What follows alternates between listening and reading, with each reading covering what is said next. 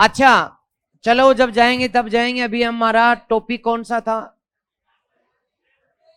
Sorry, हाँ,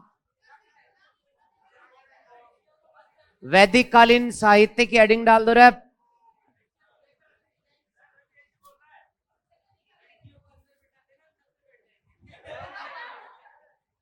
तुम्हारी छत पर बैठे हुए की कुदृष्टि भी बहुत है, नजर लगाने के लिए, किसी को बीमार करने के लिए।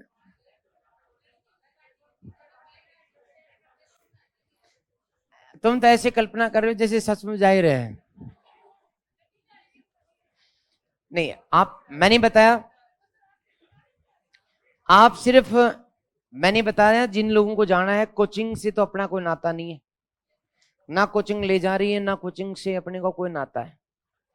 आप कोचिंग के बाहर जो लोग जाना चाहते हैं, कोई पर्यटक स्थल देखना चाहते हैं, अपने नाम लिखो, लिस्ट बनाओ, चंदा इकट्ठा करो, वाहन बुक करो। इसके बाद जब तुम सब रेडी हो जाओ, तब मुझे, जब मुझे कह देना गुरुजी चलो। मैं कोई हेडेक नहीं लेता, मुझे कोई मतलब नहीं है। हाँ, एक दिन में मेरा आप लोगों को निशुल्क दे दूंगा, ऐतिहासिक स्थान बता दूंगा, और आपके लाइफ टाइम तक वो चीजें जो है पढ़ाई के लिए उपयोगी जरूर साबित होंगी। बस। जी बताएं। एक, हाँ, 1,000 रुपए में काम चल जाएगा? 1,000 में काम नहीं चलेगा, कम से कम 3-3 हजार रुपए होंगे। तब हम तब हम तब हम 2 दिन का, और यदि 4 दिन का टूर बनाते हो तो 5,000 रुपए होने चाहिए। और ये बात है, अरे ये बहकी बहकी बातें हैं, इनको छोड़ दो। अपनी बात सिर्फ पढ़ने की है, आज हम पढ़ सकते हैं। और क्या। फिर भी यदि, मुझे लड़कियों का तो पता नहीं, लेकिन हाँ, लड़कों का टूर हो सकता है, एक संभव है। वो खुद प्लान करें, मैनेज करें, और मुझे इसके बाद सूचना दे दें, मैं एक दिन उनके साथ चल चलूंगा। लड़कियों के जाने से पहले उनके घर वालों की परमिशन भी जरूरी है, कोचिंग वालों से पूछना भी जरूरी है। तो इतने हेडेक में क्यों पढ़ो? फिर भी आप लोग ग्रुप बना करके, कोई तुम में से एक लड़की मॉनिटर बन करके सारा व्यवस्था करे, नाम लिख करके, पैसे कलेक्ट करके, तो मैं थोड़ी बहुत हेल्प आपकी कर सकता हूं। अभी हमारा मुद्दा पढ़ाई पर है। टॉपिक कौन सा लिखा है था मावली, बता।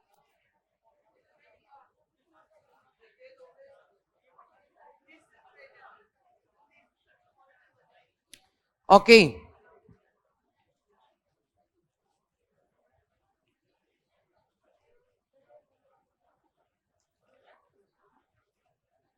अब कुछ एक मुझे महत्वपूर्ण उपनिषदों की बात बतानी है, तो आप लोग महत्वपूर्ण जो उपनिषद हैं उनमें हेडिंग डाल डाल के लिखते जाएं।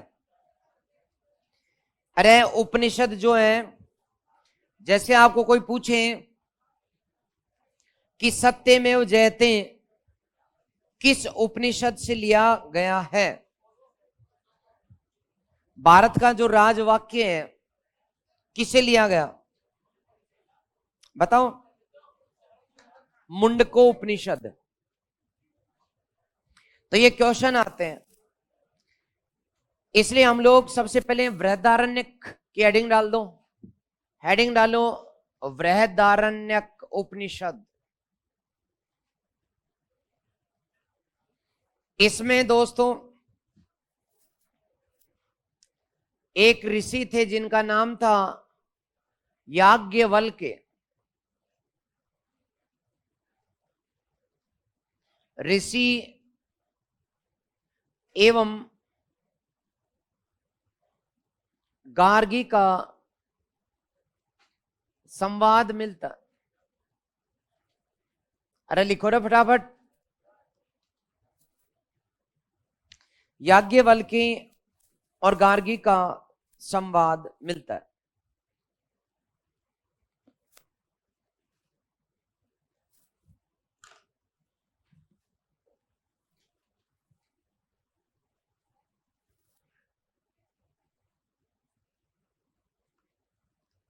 ये बेटा मैं उपनिषद की हेडिंग डाल रखी है ना आपने, तो या ये उपनिषद ही है, बृहदारण्यक उपनिषद नहीं। मैंने जो लिस्ट बनवा दी तुम्हें,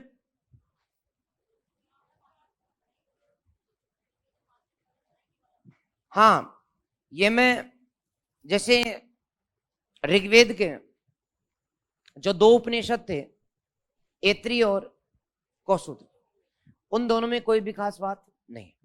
मैंने यजुर्वेद से शुरू किया बेटा, ठीक है। तो आप में से बहुत सारी लड़कियां गार्गी पुरस्कार प्राप्त कर चुकी होंगी, नहीं कर चुकी? कर चुकी। तो बताओ फिर गार्गी कौन थी? अच्छा, गार्गी एक महिला थी, वाह क्या उत्तर है। अरे गवाड़े रुक जा,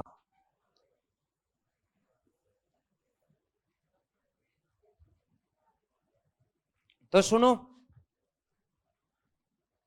कि राजा विदेह का था, नाम था जनक, सीता इसकी पुत्री थी। सीता, राम की पत्नी सीता है, रामायण कालीन बात है।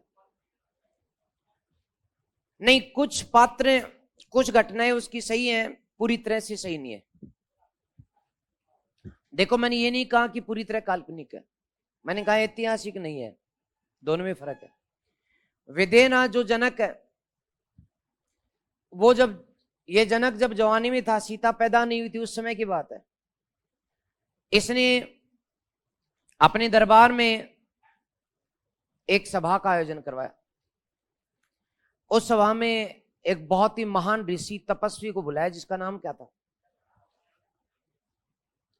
और घोषणा करवा दी कि जो भी हमारे ऋषि महाराज को पराजित करेंगे उसे बहुत बड़ा इनाम दिया जाएगा।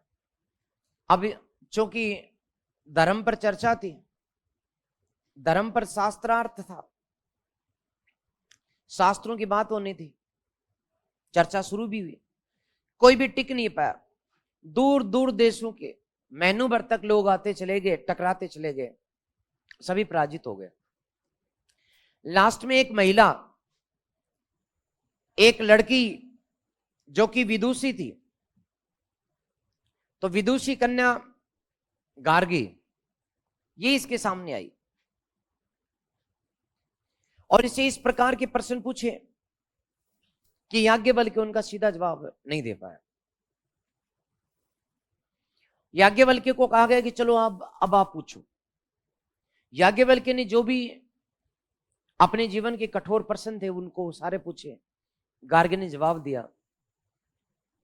सबको पता था कि गार्गी जीत रही है, जनक को भी पता था, लेकिन याज्ञवल्क्य गुस्से में आ गए क्योंकि बहुत बूढ़े थे, इसलिए इन्होंने बाद में गार्गी को चुप करा दिया। कहा कि महिला, लड़की तू चुप हो जा, वरना पत्थर उठा लिया हाथ में, तेरा सिर फोड़ दूंगा। भले ही गार्गी चुप हो गई, यह अलग बात है, गार्गी चुप हो गई, लेकिन इस संवाद में जीत इसी की हुई थी। तो जो भी होशियार लड़कियां होती हैं उन्हें यह पुरस्कार दिया जाता है। ओके, अब अगली बात इसी में लिख दें। जब आपसे पूछा जाए कि सबसे बड़ा विशाल उपनिषद कौन सा है, तो बृहदारण्यक है, तो ये बात भी लिख दो। सबसे बड़ा उपनिषद, सबसे बड़ा उपनिषद बृहदारण्यक है। सबसे बड़ा उपनिषद बृहदारण्यक है।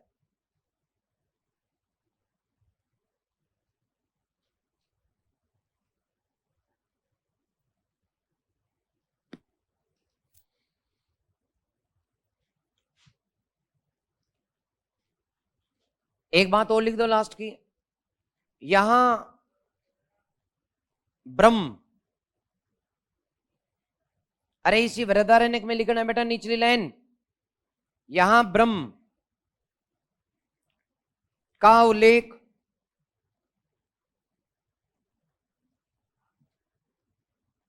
नेति नेति में किया गया। नेति नेति कहकर किया गया।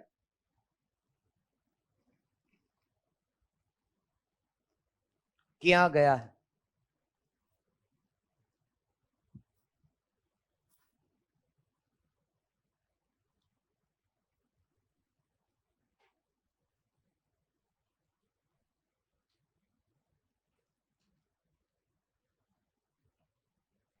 नेति नेति क्या है? ब्रह्म को समझाया गया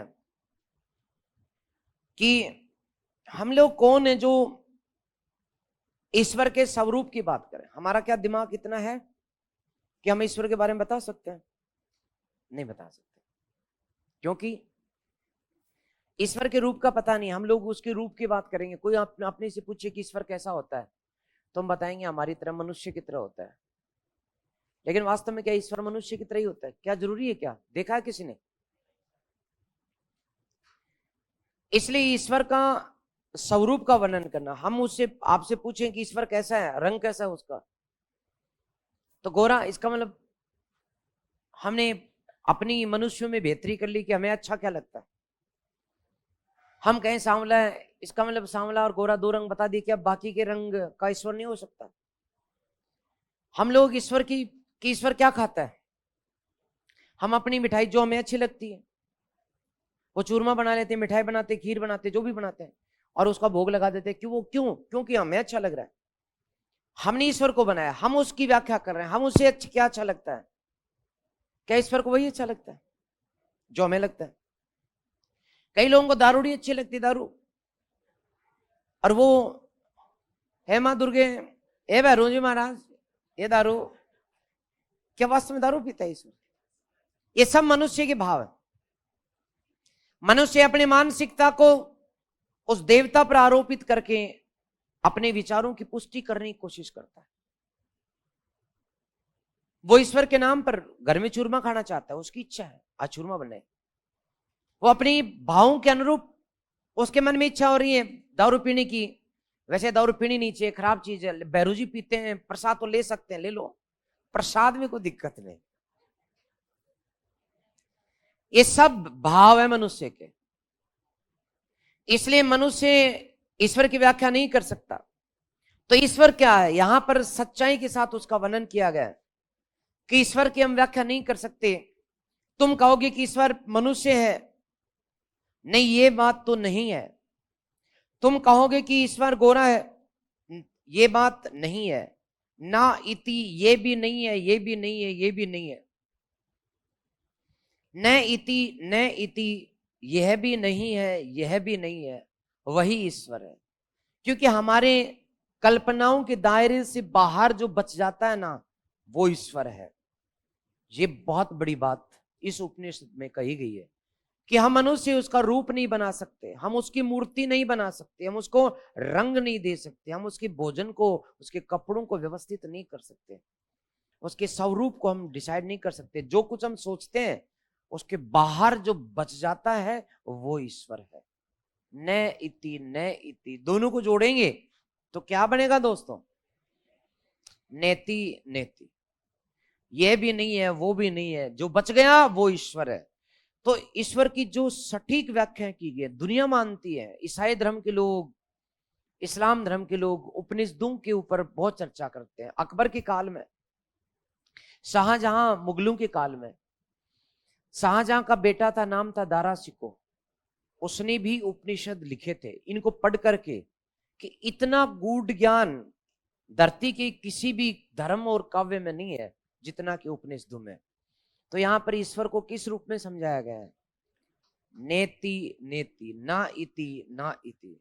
तुम लोग आज हो सकता है इन बातों को नहीं समझ पाओ, लेकिन जब तुम्हारे बुढ़ापे में, जब उम्र 50 की, 55 की आएगी ना, तब याद आएंगे ना इति नेति नेति बृहदारण्यक। Okay okay.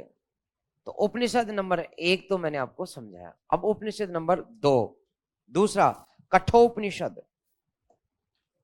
कठोपनिषद मैं अभी ये यजुर्वेद की उपनिषद ही लिखा रहा हूं आपको, तो यजुर्वेद में ही है कठोपनिषद। ये आपके परीक्षा में पूछा जा चुका है, कठोपनिषद।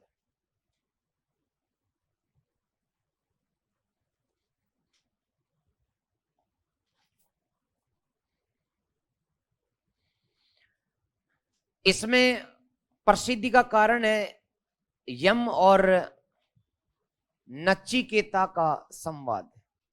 ये नचिकेता कोई लड़की नहीं है बेटा, ये जैन से लड़का है, तपस्वी है।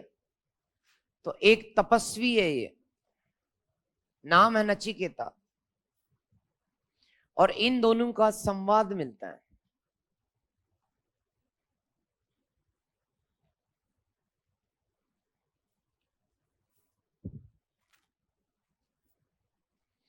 यम नचिकेता संवाद।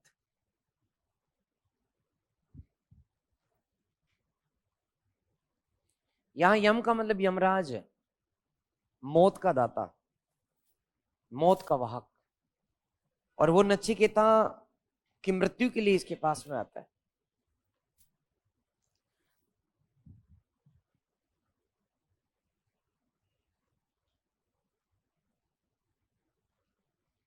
तो ये भी बहुत गंभीर संवाद है। ये नचिकेता जो कि बहुत गुरुओं से ज्ञान प्राप्त कर चुका था, लेकिन इसकी मृत्यु निश्चित थी। पिछले पूर्व जन्म के जो भी कारण थे, इसलिए जब एक दिन ये तपस्या पर बैठा हुआ था तो यमराज आ गए, बोले चाल। मना कर दिया, नहीं जाऊंगा। क्यों? मैं ब्रह्म में विलीन हूं और मुझे यहां से कोई विलग कर नहीं सकता। बोले तुझे तपस्या छोड़कर के बाहर आना होगा। नहीं आऊंगा। और यमराज को साफ कहा कि मेरे ब्रह्म के दायरे में, जिसके बीच में मैं बैठा हूं, यदि तूने प्रवेश किया तो तुझे भी बहुत कष्ट होगा। और ओम बना करके वो उसके बीच में बैठ करके तपस्या करने लगा। यमराज ने बहुत कोशिश की इस तक पहुंचने की, नहीं पहुंच पाया। लंबी प्रतीक्षा के बाद भी, गहन विलीनता के बाद भी, इस ओम के चारों ओर इतना प्रकाश प्रभामंडल फैल गया कि ये इसको पार नहीं कर पाया। और इसके बाद इस यमराज ने उसके भाग्य को परिवर्तित किया, उसको उम्र बढ़ानी पड़ी। तो पहली बार ओम की शक्ति का जो उल्लेख है वो इसी में। जब आपसे पूछा जाए कि ओम का ईश्वर के संदर्भ में प्रथम प्रयोग किस उपनिषद में मिलता है, कठोपनिषद में। तो ओम जो आज हम ईश्वर का पर्याय मानते हैं, वो सबसे पहले ओम की व्याख्या इसी उपनिषद में मिलती है। तो लिख दो नीचे, ओम को ब्रह्म माना गया।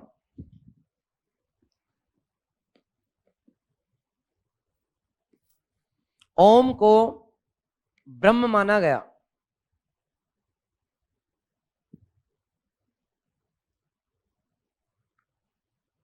एवं कहा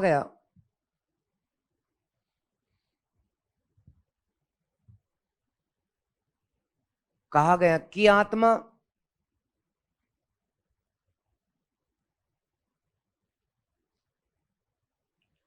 ना जन्म लेती है ना मृत्यु होती है। आत्मा ना जन्म लेती है ना मृत्यु होती है।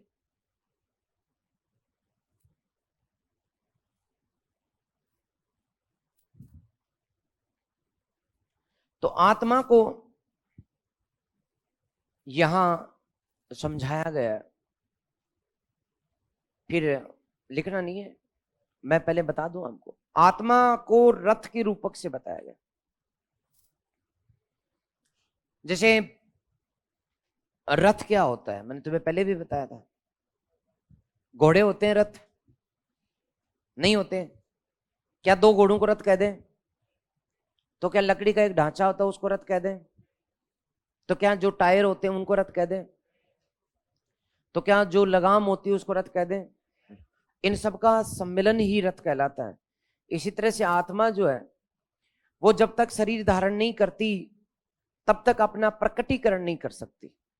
कहने का मतलब भूत नहीं हो सकती, भूतनी भी नहीं हो सकती। इसलिए ये जो मिथ्या रूप है ये भी गलत है, क्योंकि आत्मा चेतन अंश है, लेकिन इस चेतना को व्यक्त करने के लिए एक शरीर चाहिए। जैसे यहां पर मान लो कोई शक्ति है, चेतना है, यहां पर है, लेकिन वो प्रकट नहीं कर सकती। उसको प्रकट करने के लिए मुंह चाहिए, बोलने के लिए, छूने के लिए हाथ चाहिए, देखने के लिए आंख चाहिए। इसलिए आत्मा अपने आप में जगत में आने के लिए अपूर्ण है, उसे पंच तत्व रूप का शरीर धारण करना पड़ता है। इसलिए आत्मा को रथ के रूपक से समझाया गया। ये क्वेश्चन आपके आ चुका है, तो लिखेंगे नीचे। इस उपनिषद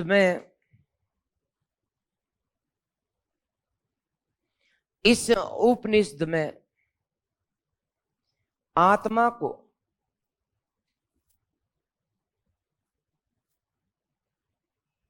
रथ के रूपक से या रथ की उपमा से स्पष्ट किया गया।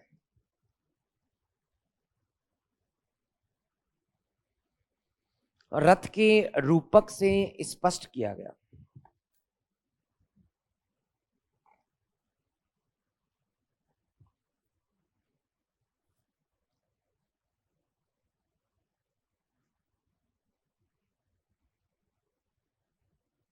ओके,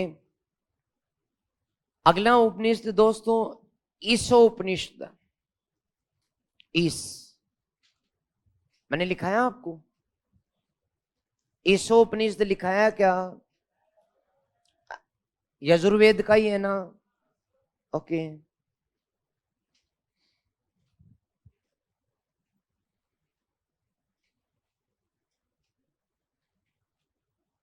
इसमें दो अवधारणाएं मिलती। एक अवधारणा है, एक इसकी विशेषता। ईशोपनिषद में निष्काम कर्म का सिद्धांत प्राप्त होता है। निष्काम कर्म योग या निष्काम कर्म की अवधारणा प्राप्त होती है। निष्काम कर्म किसे कहते हैं दोस्तों, बताओ?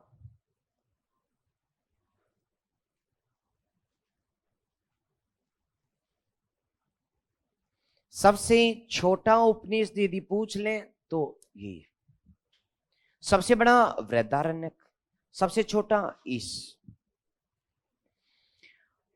हाँ उतार लो, और क्या।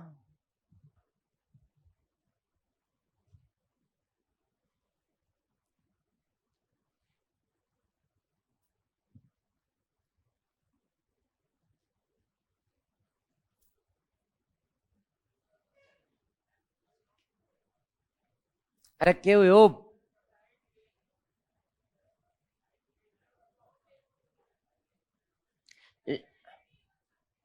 अच्छा, लाइट गई हुई है क्या? तो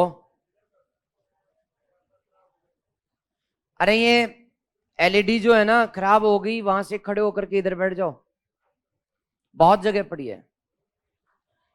अरे ये दो लाइन है तुम्हारी, उठने वाले हैं। चलो उठो वहां से, फटाफट उठो और आ जाओ मेरे पास। ये सामने रही और ये बीच में रही, आ जाओ, फ्रंट सीट दिलाऊंगा। अफगानिस्तान से तुझे मेरे भारत में पंजाब में बसाऊंगा।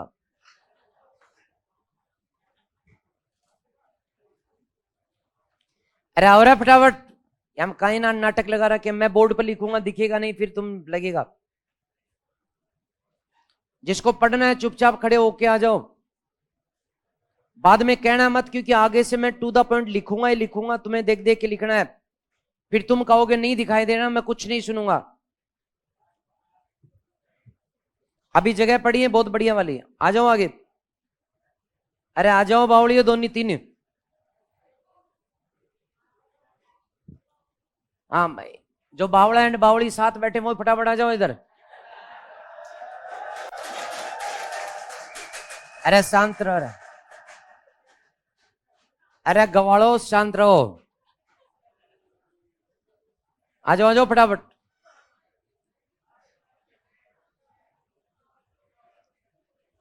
अरे मैडम आप भी आ जाओ। आजा। तो बेटा पीछे शिफ्ट हो जा, चला जा पीछे, या फिर है जगह, चलो बैठ जाओ फिर। हाँ आ जाओ आ जाओ आ जाओ।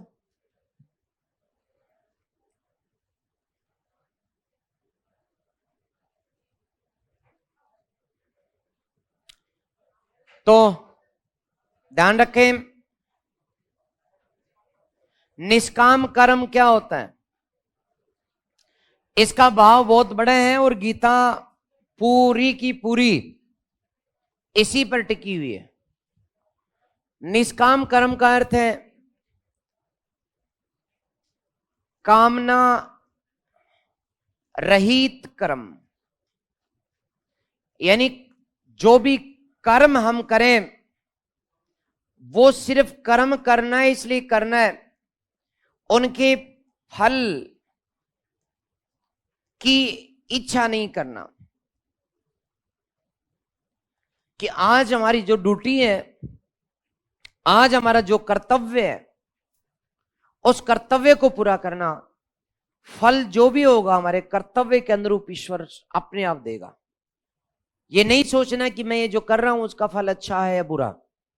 हमारी ड्यूटी को ईमानदारी से करें, हमारे कर्मों को हम ईमानदारी से करें,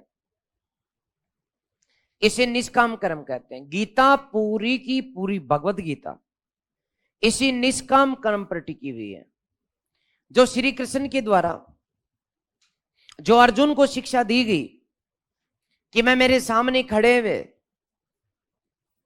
मेरे परिजन, मेरी ताऊ के लड़के, मेरे ताऊ की लड़कियों के दामाद यानी मेरी जीजाजी और उनके परिवार पर मैं मेरे गांडीव को उठाऊं तो उठाऊं कैसे, क्योंकि मैं मेरे गांडीव को उठाऊंगा इनको मारूंगा और ये तय कि ये धूल से दूसरी तो हो जाएंगे, इनके सिर कट कट के जमीन पर गिरेंगे और इसके बाद जो धरती बचेगी उसमें मेरे रिश्तेदार निकट संबंधी तो नहीं बचेंगे और मुझे वो पृथ्वी पर उस धरती पर राज नहीं करना जिस पर ये सब कुछ समाप्त हो जाए।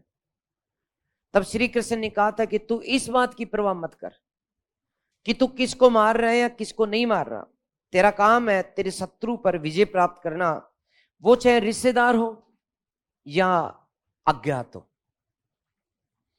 तो निष्काम कर्म की शिक्षा जो दी गई है भगवत गीता में, वो किस उपनिषद पर आधारित है? ओके, तो ये निष्काम कर्म है, ये हमें भी, हम सबको अपने जीवन में अपनाना चाहिए। हम लोग निष्काम नहीं है, हम लोगों के हर दिन में एक कामना होती है कि मैं इससे बात कर रहा हूं मुझे क्या फायदा है, मैं ये पढ़ाई कर रहा हूं मुझे इससे क्या फायदा है, मैं आज की क्लास ले रहा हूं मुझे इससे क्या फायदा है।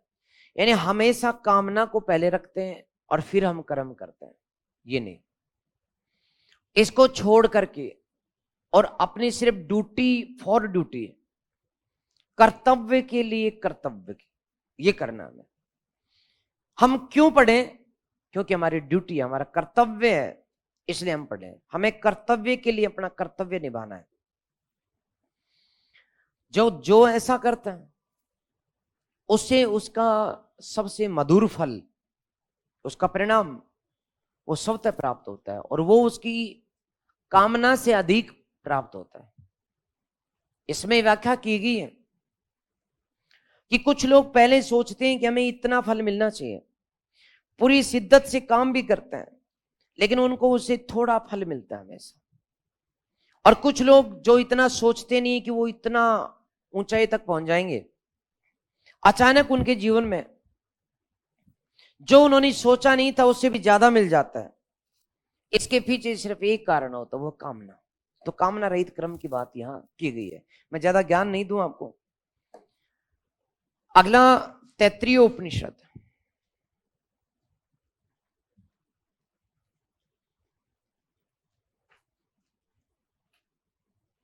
तैत्रीय उपनिषद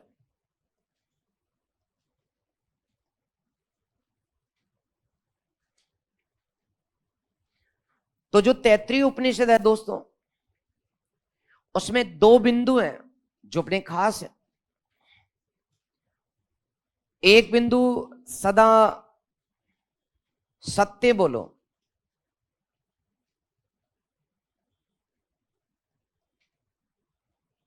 दूसरा अन्न ही ब्रह्म है।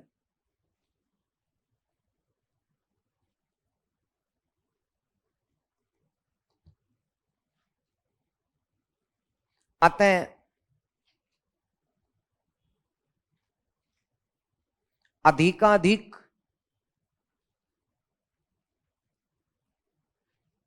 अन्न उपजाओ,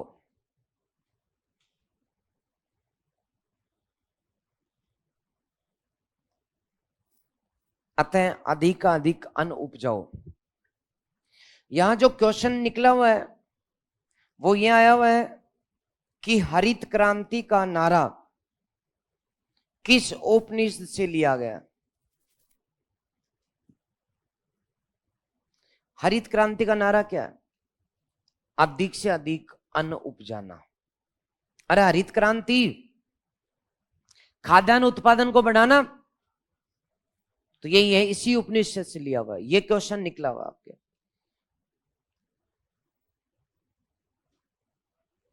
उतार लो फटाफट।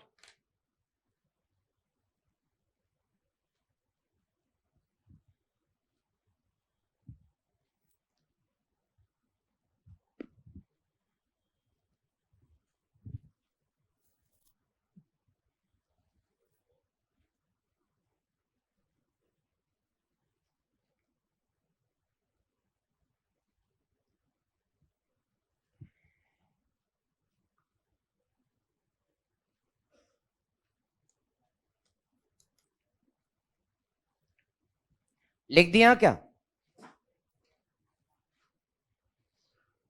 तो तैत्तिरीय उपनिषद भी आया हुआ है। पीछे कारण क्या है? हरित क्रांति।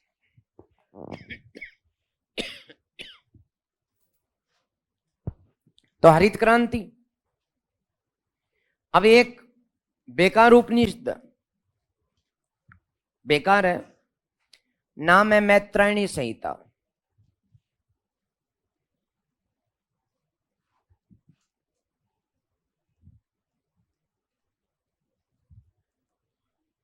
इसमें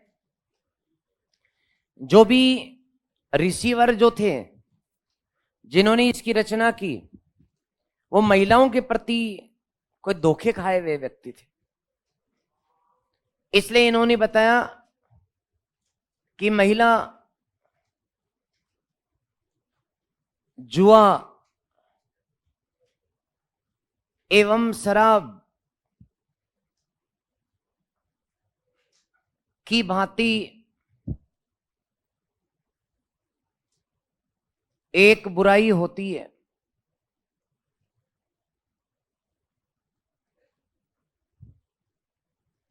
अर्थात महिलाओं के प्रति नकारात्मक भाव जो है,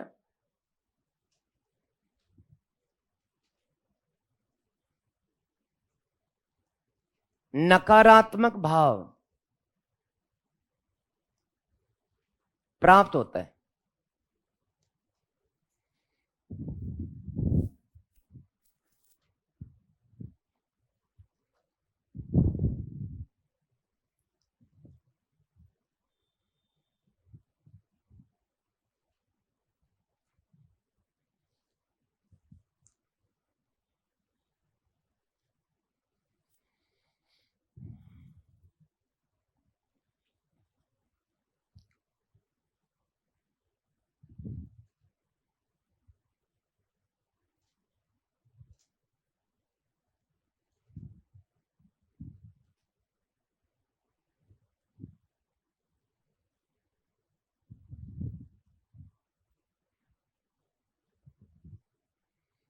तो इसमें नेगेटिव अप्रोच मैंने बताया। कोई रिसीवर ऐसे थे जो परेशान थे, इसलिए इसमें बता दिया गया कि एक मनुष्य के पतन के पीछे 3 तत्व जिम्मेदार होते हैं। एक मनुष्य बर्बाद होता है शराब पी करके, दूसरा मनुष्य बर्बाद होता है जुए के चक्कर में पड़कर, और तीसरा बर्बाद होता है महिलाओं के चक्कर में पड़ करके। हाँ, तो पढ़ने वाले की गलती है ना। तुम तो ऐसे टेबल ठोक रहे हो जैसे तो शराब तुम्हारे पास आकर के खुद बोतल नाचती है। अरे जाकर के दुकान से खरीद करके उस कड़वे जहर को निगलने वाले की गलती है।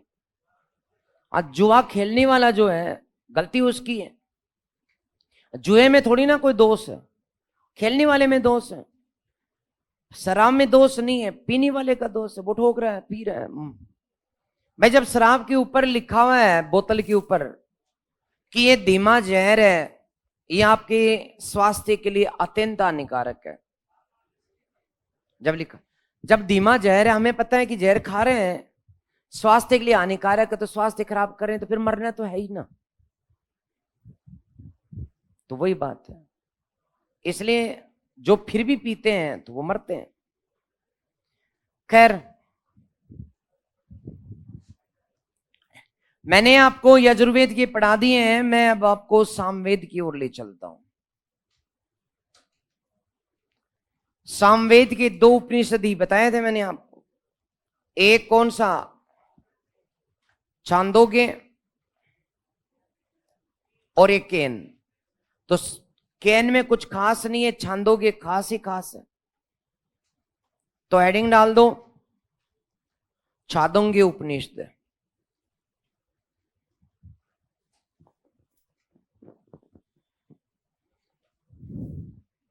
श्वेताश्वर में कुछ खास नहीं है, अपन खास ही पढ़ रहे हैं।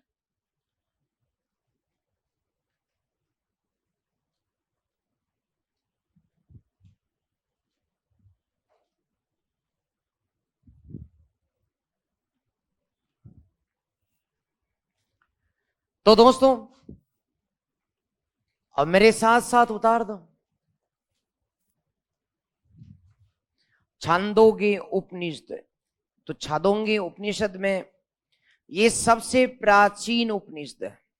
सबसे पहले ये लिखा गया था, रचा गया था, सॉरी, सबसे प्राचीन उपनिषद है।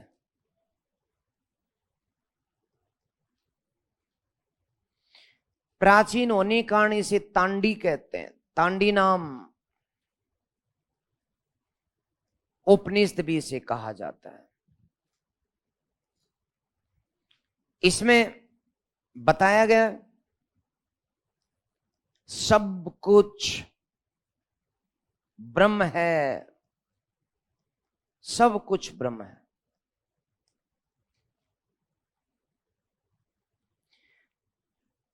देवकी पुत्र कोष्टक में वासुदेव पुत्र श्री कृष्ण का प्रथम बार उल्लेख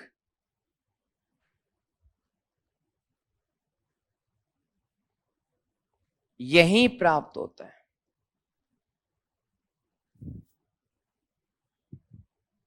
इसमें विवाह गीतों का उल्लेख मिलता है।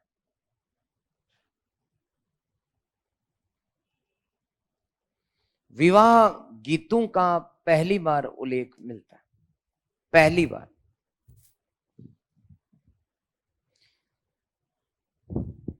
और इसमें जो गुरु हैं जिनका नाम है उद्दालक आरुणी, इस गुरु की चर्चा शिष्य के साथ श्वेत केतु, ये शिष्य का संवाद मिलता है।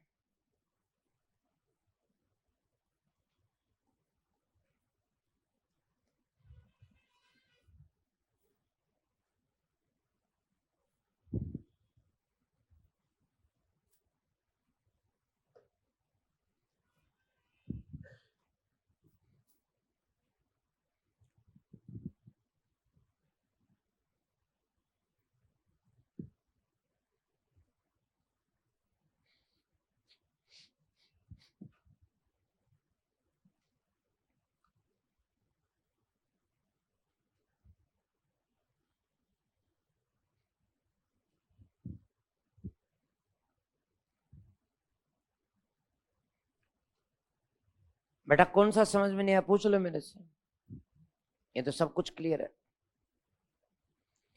सबसे प्राचीनतम उपनिषद जब पूछा जाएगा तो छांदोंगी नाम आएगा।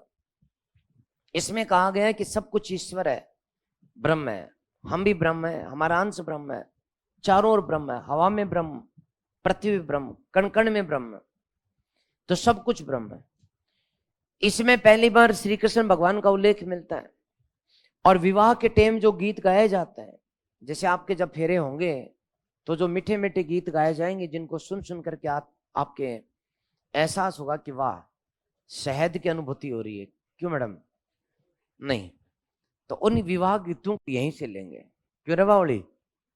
और यहाँ एक गुरु है मेरी तरह के, नाम है उद्दालक कारुण्य, और शिष्य हैं आपकी तरह के श्वेत केतु, उनका संवाद भी मिलता है। ठीक है, उनके दोनों के बीच बातचीत मिलती है। तो सबसे प्राचीन उपनिषद होने के कारण इसको तंडी नाम कहा गया। तंडी नाम, तांडी नाम। तांडी नाम का अर्थ क्या है बताओ? प्राचीन, तांडी प्राचीन, तो प्राचीन उपनिषद इसको बताया गया। ठीक है, तो पूछ लू मैं, याद हो गया? मैं उपनिषदों में से मैं पूछूंगा, लेकिन पूरा कराने के बाद, मेरे पूरे होने वाले हैं, एक या दो ही पढ़ाना है। लेकिन तुम छादोंगी में एक लास्ट लाइन लिख दो, गांधी जी की अहिंसा का उल्लेख कहां मिलता है? इसी उपनिषद में मिलता है। तो आप लोग लिखेंगे अहिंसा का नारा प्राप्त होता है, अहिंसा का नारा प्राप्त होता है।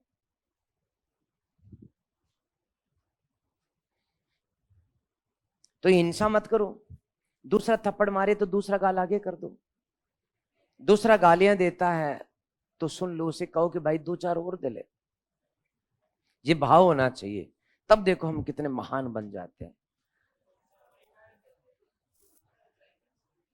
ऐसा होता नहीं है हर किसी से, इसीलिए हर कोई महान बन नहीं पाता।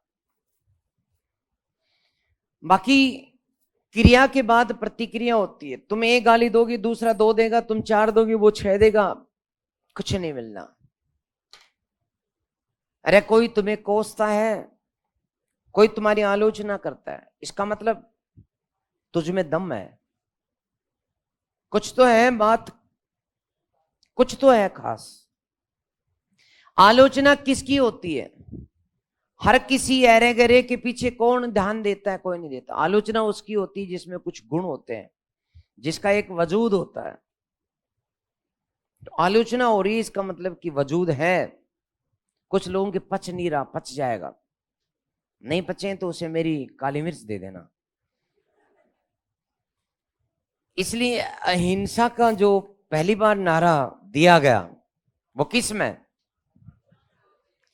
छांदोग्य में या छांदोग्य उपनिषद में जो नारा दिया गया अहिंसा का, यही सब कुछ ब्रह्म को बताया गया। सब कुछ ईश्वर का है। ये हवा, ये पानी, ये पृथ्वी, ये मिट्टी, ये सब कुछ है। तुम फालतू करते हो कि मेरा मेरा, कुछ नहीं तेरा। ये सब कुछ किसका? ईश्वर का। ये जिन लड़कियों को ये बहम है कि उनके बाल बहुत सुंदर है, तुम्हारे नहीं है, ये किसके हैं? ईश्वर के बाल। तो ध्यान रखें, जिन लोगों को लगता है कि उनका चश्मा बहुत सुंदर है, ये तुम्हारा नहीं है। जिनको लगता है मोबाइल बहुत मेरा अच्छा वाला है, तेरा मोबाइल अच्छा है, इससे तेरा नहीं है। किसका है? ईश्वर का है। तो क्लास में कोई ईश्वर नाम का लड़का बैठा है तो उसे फटाफट मोबाइल दे दें। नहीं है, ओके। तो मजाक की बात छोड़िए, टॉपिक की गंभीरता को जानिए।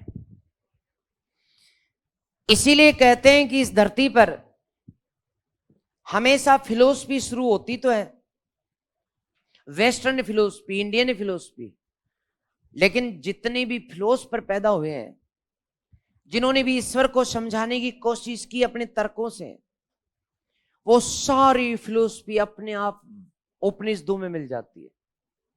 इसलिए विदेशी विद्वान विंसेंट आर्थर स्मिथ ने कहा कि इस संसार के जब तक इसका साक्ष्य है, जब तक इसका वजूद है, तब तक इसका समस्त दर्शन उपनिषदों में स्वतः प्राप्त होगा। ईश्वर के बारे में हर सोच जो आज तुम सोचती हो, जो आने वाले 1000 साल बाद सोचेंगे, वो सब उपनिषदों में। इसलिए दुनिया की जितनी भी फिलोसफी विकसित होती है वो सब वेदों में। ओके, तो दोस्तों लास्ट उपनिषद है वो है अथर्वा वेद का नाम है मुंडक जी। मुंडक ये किसका है? अथर्वा वेद का।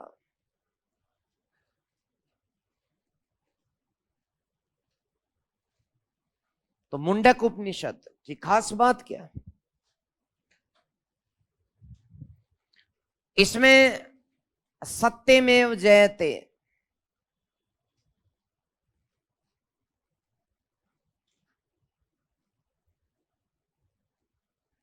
का नारा दिया गया।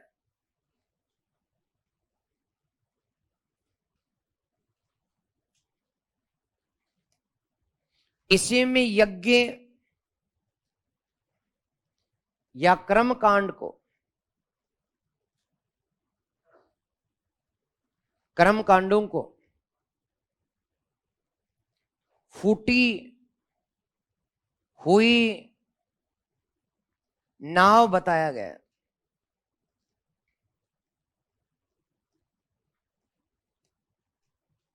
फूटी हुई नाव जो डुबो देगी बीच में ले जाकर।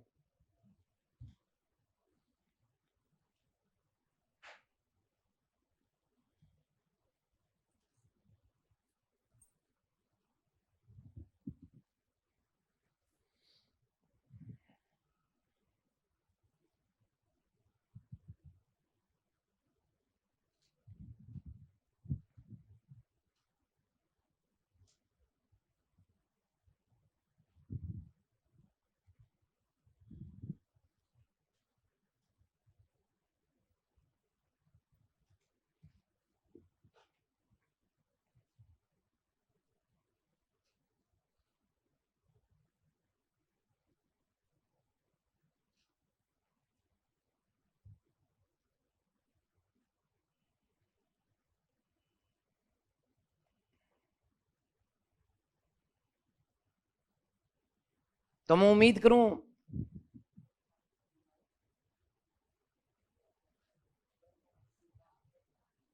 यज्ञ यानी कर्म कांड, अर्थात जब हम ईश्वर की प्राप्ति या किसी भी ईश्वरीय कार्य को कर्मकांड में ढूंढते हैं, मतलब कि व्रत करना, उपवास करना, एकादशी का व्रत करना, करवा चौथ का व्रत करना, या फिर लक्ष्मी की पूजा करना, गणेश जी की पूजा करना, या फिर शिव की पूजा करना, सोमवार के व्रत करना, यज्ञ करना, या मंगलवार के व्रत करना, जो भी, ये सब इस उपनिषद में कर्मकांड बताया गया कि ईश्वर इन बातों से प्रसन्न नहीं होता। उसको आग में जलाया गया घी, आग में जलाया गया अन्न और आग में जलाई गई आहुति ईश्वर को प्रसन्न नहीं करती। उसकी प्रसन्नता इन कर्मकांड के बजाय किसी भूखे मनुष्य या जीव या पशु या पक्षी को यदि वही आहुति दी जाती, उसके पेट में जाकर के उसी आहुति से उसके प्राण रक्षा होती, तो ईश्वर को ज्यादा प्रसन्नता मिलती। तो कर्म कांड को जो तरीके हम नहाना धोना, पूजा के फूल लेकर मंदिर जाना, उसे नहलाना, उस मूर्ति को उसकी पूजा करना, इसे एक फूटी नाव बताया गया है। इस कर्मकांड के साधन से जो इस संसार में आगे बढ़ता है, वो बीच उस महासागर में जो फूटी नाव लेकर निकलता है, फूटी नाव है तो नाव में पानी तो भरेगा और नाव बीच समुद्र में डूबेगी, किनारों पर नहीं। क्योंकि किनारों से चल पड़े पार करने के लिए सागर को, तो बीच समुद्र में डूबेगी, क्योंकि उससे हमें मुक्ति नहीं मिल सकती। तो मुक्ति का साधन एक ही है, वो क्या? हमारे निष्काम कर्म। बुरी नजर वाले तेरा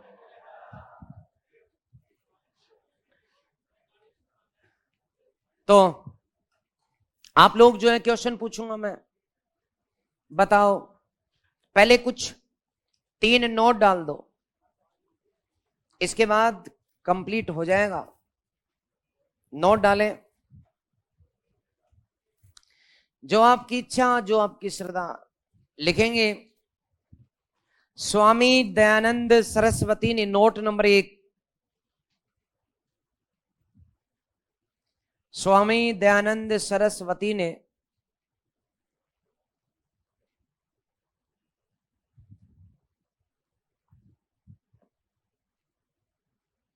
वेदों को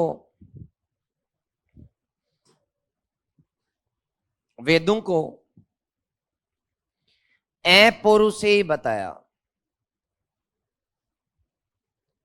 अपौरुषेय बताया, अपौरुषेय या कोष्टक में ईश्वरीय ज्ञान।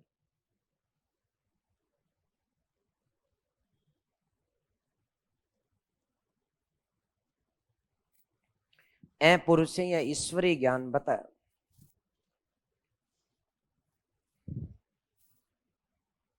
इसका अर्थ क्या? कि वेदों की रचना किसी व्यक्ति ने नहीं की है, कोई पुरुष नहीं है रचना करने वाला। अपौरुषेय, ना कोई महिला ना कोई पुरुष। तो वेदों का ज्ञान कौन सा है? ईश्वरीय ज्ञान है, ना कोई पुरुष के द्वारा रचना हुई, ना ही किसी महिला के द्वारा। तो मनुष्य के द्वारा रचित नहीं है वेद, इसलिए इनको अपौरुषेय कहा गया। किसने बताया? Swami Dayanand Saraswati. Okay, note number 2,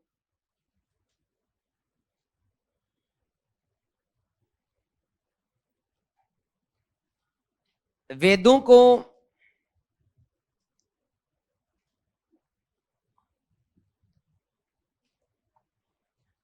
श्रुतियां, वेदों को श्रुतियां कहा गया। वेदों को श्रुतियां कहा गया क्योंकि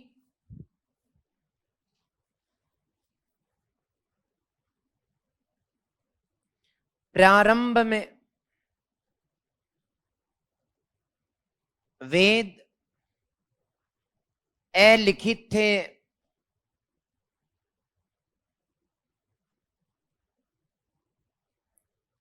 स्वर्ण परंपरा पर आधारित थे।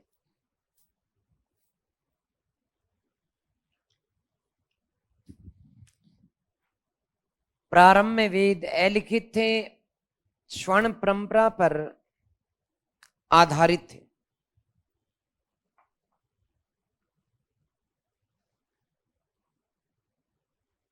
लेखन के बाद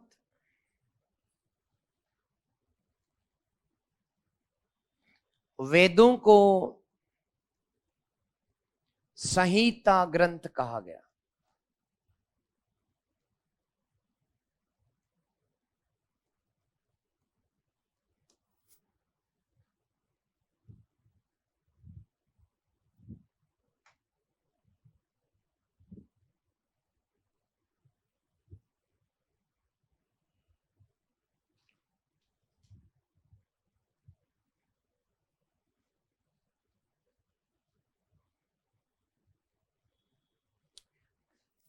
एक क्वेश्चन वैसे तो नहीं आएगा किसी को, फिर भी मैं पूछ लेता हूं। वैसे नहीं आएगा क्योंकि टॉपिक ऐसे ही है कि तुम में से कोई एमए किए हुए हिस्ट्री से वो भी 0 है, बीए हिस्ट्री से वो भी 0 है, और जिसने हिस्ट्री की परिभाषा भी नहीं देखी वो भी बराबर है। किसी को कुछ नहीं आ रहा क्योंकि टॉपिक काफी टफ है। हालांकि हम हमारे हिंदुस्तान के लिए अनिवार्य चीजें, हमारी हिंदू संस्कृति के अनिवार्य तत्व है, लेकिन दुख की बात हमारी संस्कृति से हम कभी जुड़ी नहीं पाए, क्योंकि हमारी शिक्षा पाश्चात्य थी। तो वेदों के भाष्यकार कौन है या कौन कौन है, बताओ। पतंजलि वेदों का भाष्य कब से आ गया?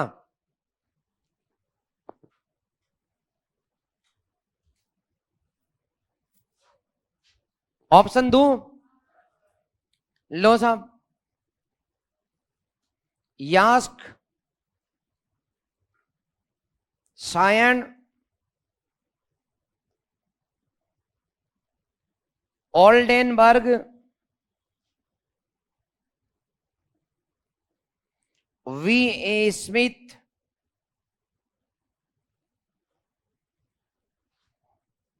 ए ऑप्शन केवल एक और दो, एक दो तीन, एक दो तीन चार।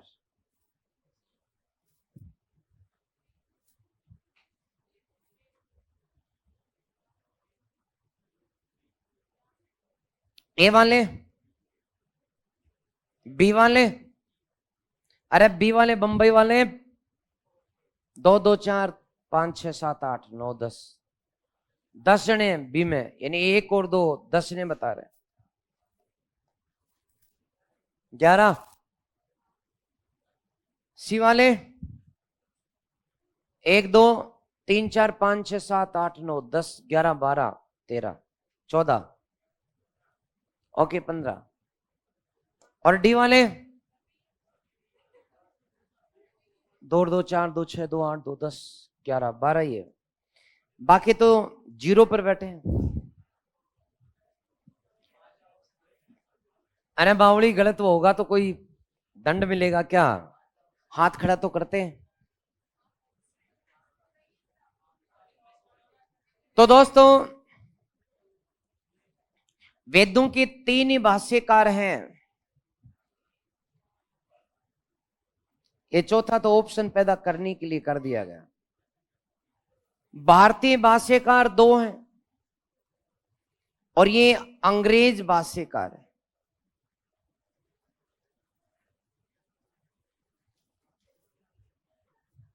फटाफट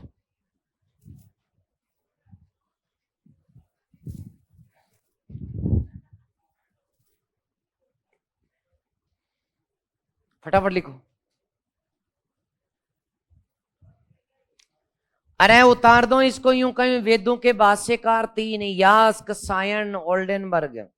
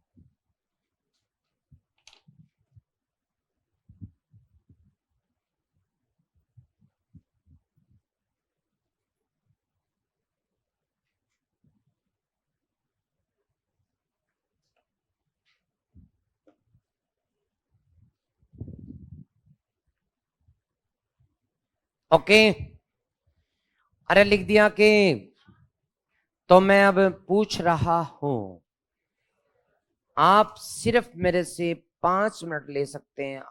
उपनिषद पूछूंगा आज, जो मैंने पढ़ाया 5 मिनट मैंने तुम्हें दिए, फिर मैं खड़ा कर करके पीछे आकर पूछूंगा।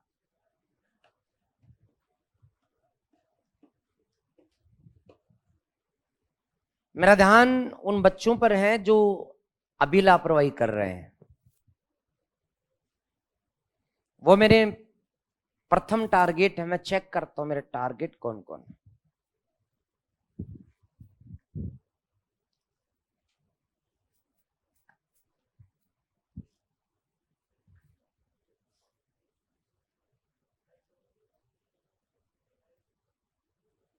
तो मैं उम्मीद करूं कि अब मैं पूछ लूं।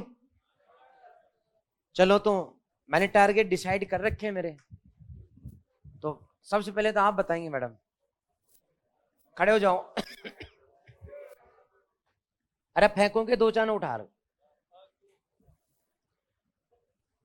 अहिंसा का नारा किस उपनिषद में दिया गया?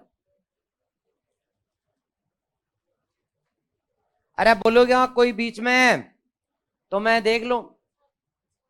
छांदोग्य में अहिंसा का नारा। ठीक है, बताओ। अन्न ही ब्रह्म है, हरित क्रांति का नारा किसमें है? तैतृय उपनिषद में। तो तुम होशियार है। आप बताओ। सब कुछ ब्रह्म है का नारा कहां दिया गया? शाबाश। पता था मुझे कि तू नहीं पढ़ता। चल तू दूसरा बता दे।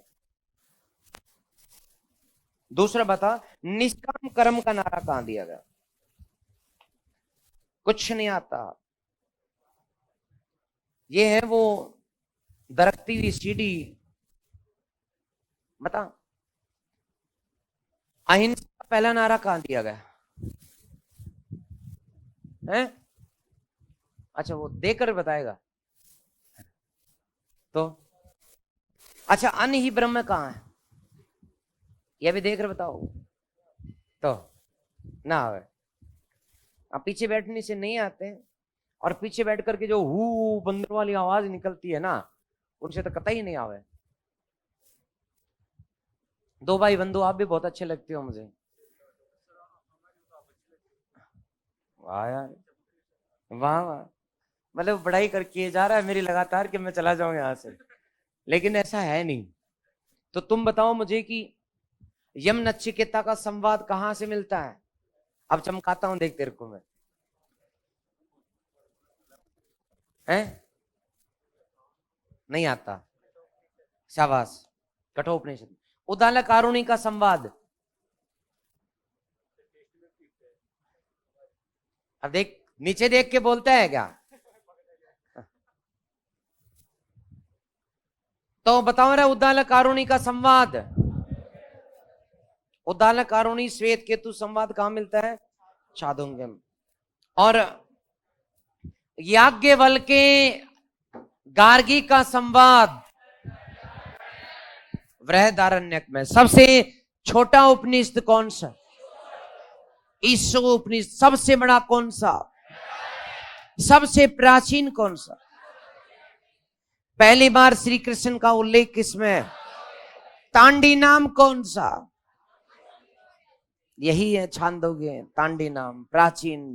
प्राचीन को तंडी कहते हैं, तंडी। तो बहुत अच्छा लगा मुझे। आप लोगों ने सबसे टफ टॉपिक था हमारे परीक्षा का उपनिषद।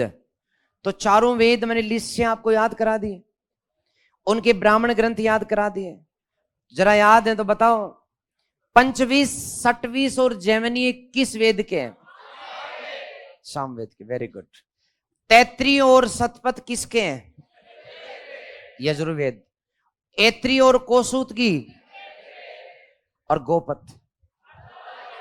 Very good. इसका मतलब याद तो है। अच्छी बात है, बहुत अच्छी बात है। उपनिषद भी आपको याद हो गए, ये और भी अच्छी बात है। अब वैसे तो वैदिक साहित्य समाप्त हो गया, लेकिन वैदिक साहित्य को समझने के लिए वेदांग है, वेदांग। तो इनकी बात हम करें, इससे पहले एक नोट डाल दो अपने नोटों की श्रृंखला में। नोट। उपनिषदों को, उपनिषदों को वेदों का अंतिम भाग होने के कारण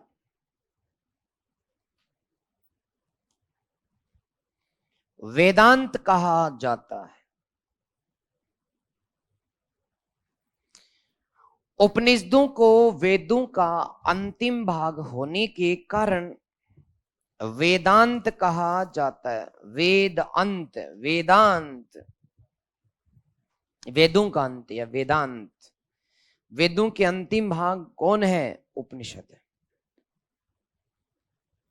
ठीक है।